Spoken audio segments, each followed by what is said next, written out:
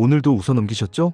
누군가 훅 하고 선을 넘었습니다. 명백히 당신을 겨냥한 말이었는데 심장이 쿵 내려앉고 머릿속이 하얘졌습니다. 근데 입에서 나온 건 하하하 이 바보 같은 소리뿐이었죠. 집에 돌아오는 버스 안 또는 불 꺼진 방에서 이불을 덮는 그 순간 아까 그 장면이 자동 재생됩니다. 멈출 수가 없어요. 거기서 왜 웃었어? 진짜 나 왜 이래? 분노가 치솟는데 그 화살이 그 무례한 인간이 아니라 전부 나 자신한테로 향합니다. 이거 오늘 처음 있는 일도 아니죠?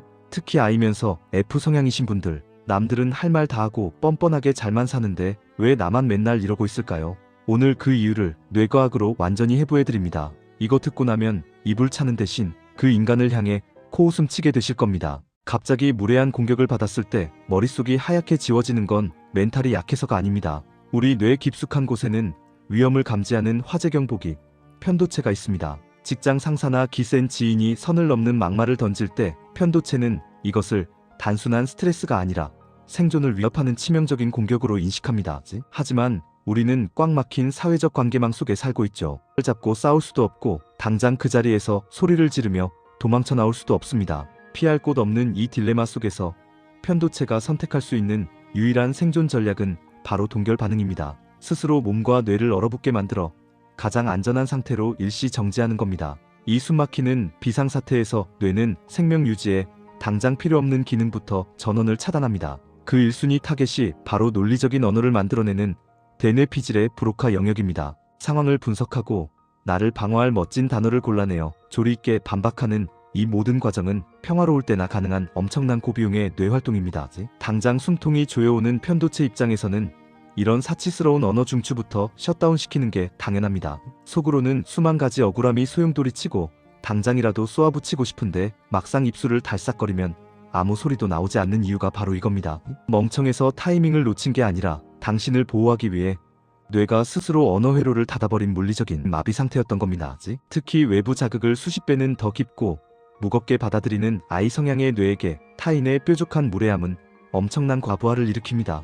경보기가 남들보다 훨씬 예민하게 설정되어 있는 거죠. 입술이 떨어지지 않았던 건 당신이 비겁해서가 아닙니다. 당신의 뇌가 감당하기 힘든 폭력 앞에서 당신이 더 다치기 전에 셔터를 내리고 당신을 숨겨준 겁니다. 그건 나약함이 아니라 치열한 생존 본능이었습니다. 이렇게 언어 회로가 끊어진 상태에서 당신이 F 성향, 즉 감정형이라면 상황은 훨씬 더 잔인하게 흘러갑니다.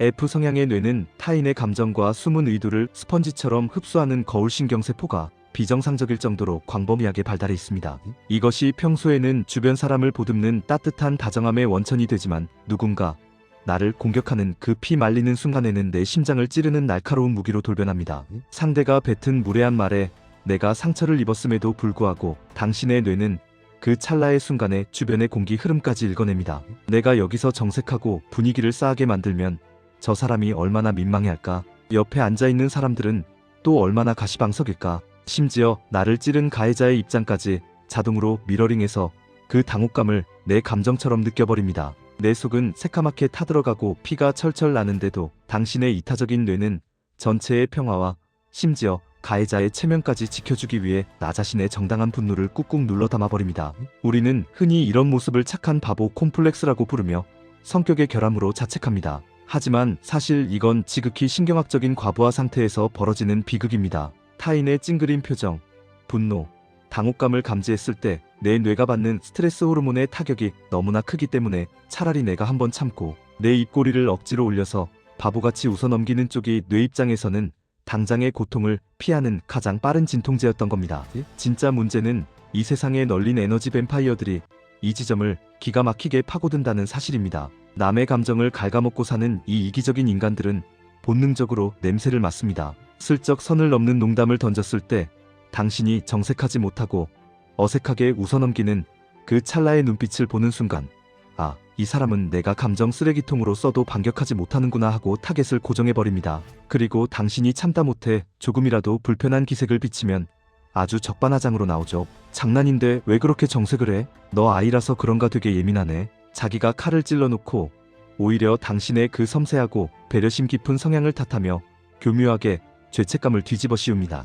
제발 명심하세요. 당신이 만만해서 당한 게 아닙니다. 남들보다 타인의 고통에 수십 배 민감하게 반응하는 아주 고차원적이고 훌륭한 신경계를 가졌을 뿐입니다. 그 저열한 포식자들이 당신의 아름다운 능력을 기생충처럼 착취했을 뿐입니다. 부끄러워하고 밤새 이불을 차야 할 사람은 당신이 아니라 타인의 아픔에 공감하지 못하는 그들의 텅 빈 전두엽입니다. 자, 이제 내 뇌가 왜 자꾸 정지 버튼을 누르는지 그 슬픈 원리를 정확히 아셨을 겁니다. 하지만 언제까지 원리만 알면서 당하고 살 수는 없겠죠. 다음번에 또 그 뱀파이어가 다가와 웃는 얼굴로 선을 넘을 때 얼어붙은 편도체를 깨우고 먹통이 된 브로카 영역을 강제로 재부팅하는 가장 과학적인 실전 대처법을 알려드립니다. 제발 이 순간 아주 논리적이고 사이다 같은 명대사로 뼈를 때리겠다는 욕심은 당장 버리세요. 비상사태에 빠진 뇌를 쥐어짜며 화려한 대사를 준비할수록 뇌는 과부하가 걸려 입술이 더 단단하게 굳어버립니다. 우리의 목표는 말싸움의 승리가 아닙니다. 동결 반응에서 빠져나와 뇌의 통제권을 되찾고 상대에게 나를 함부로 대하지 말라는 서늘한 경고를 주는 것입니다. 그러기 위해서는 감정의 소용돌이에서 빠져나와 철저하게 이성적인 관찰자 모드로 스위치를 탁 전환해야 합니다. 상황을 하나 가정해봅시다. 여러 사람이 모인 자리에서 기센 지인이 당신의 아픈 구석이나 사생활을 툭 건드리며 웃음거리로 만듭니다. 어우, 넌 참 속도 편하다. 나라면 그렇게 못 살 텐데. 다들 킥킥거리는 그 지옥 같은 순간 즉각적으로 변명하거나 억지로 같이 웃어주려는 강박을 버리세요. 입을 꾹 다물고 마음속으로 하나, 둘, 셋, 정확히 3초를 세는 겁니다. 그리고 그 사람의 눈이 아니라 미간이나 인중을 물끄러미 쳐다보세요. 아무 감정도 없는 아주 건조한 시선으로요. 이 3초의 침묵은 마법입니다. 상대가 던진 무례함의 진흙탕이 당신에게 묻기 전에 다시 그 사람의 발밑으로 뚝 떨어지는 시간입니다. 내가 선을 넘었나 하며 상대방이 무언의 압박을 느끼는 동안 당신은 이성을 되찾습니다. 그 3초 동안 마음속으로 상대를 철저하게 분석하세요. 저 인간 지금 전두엽의 충동 조절 기능이 박살나서 입으로 배설물을 뱉고 있구나. 남을 깎아내려야만 자기 자존감이 채워질 정도로 뇌 구조가 불쌍하게 망가졌네. 이렇게 상대를 나쁜 놈이 아니라 흥미롭고 애잔한 연구 대상으로 프레이밍하는 겁니다. 심리학에서는 이걸 인지적 탈용합이라고 하죠.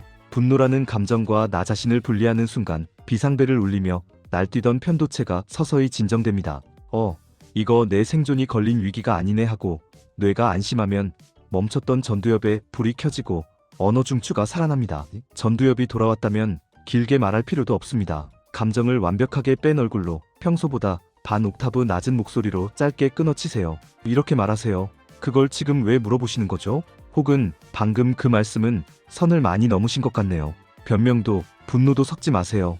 얼음장처럼 차가울수록 당신의 카리스마는 압도적으로 커집니다. 남의 고통에서 도파민을 얻던 뱀파이어는 당신의 감정 없는 차가운 반격에 오히려 자기가 당황하여 꿀먹은 벙어리가 될 겁니다. 오늘 밤부터는 자책으로 이불을 차는 일은 없었으면 좋겠습니다. 당신의 침묵은 멍청해서가 아니라 감당하기 힘든 무례함 속에서 당신의 고귀한 마음을 지켜내려 했던 뇌의 눈물겨운 사투였습니다. 이제 그 섬세함을 자책의 도구로 쓰지 마세요. 무례한 세상 속에서 우아하고 차갑게 나를 지키는 가장 지적인 방패로 삼으시길 바랍니다. 당신은 그들을 압도할 능력이 이미 충분합니다. 여러분은 무례한 사람의 말에 얼어붙어 집에 와서 후회했던 적이 있으신가요? 그때의 감정이나 혹은 통쾌하게 대처했던 경험이 있다면 댓글로 남겨주세요. 마음의 과학이었습니다.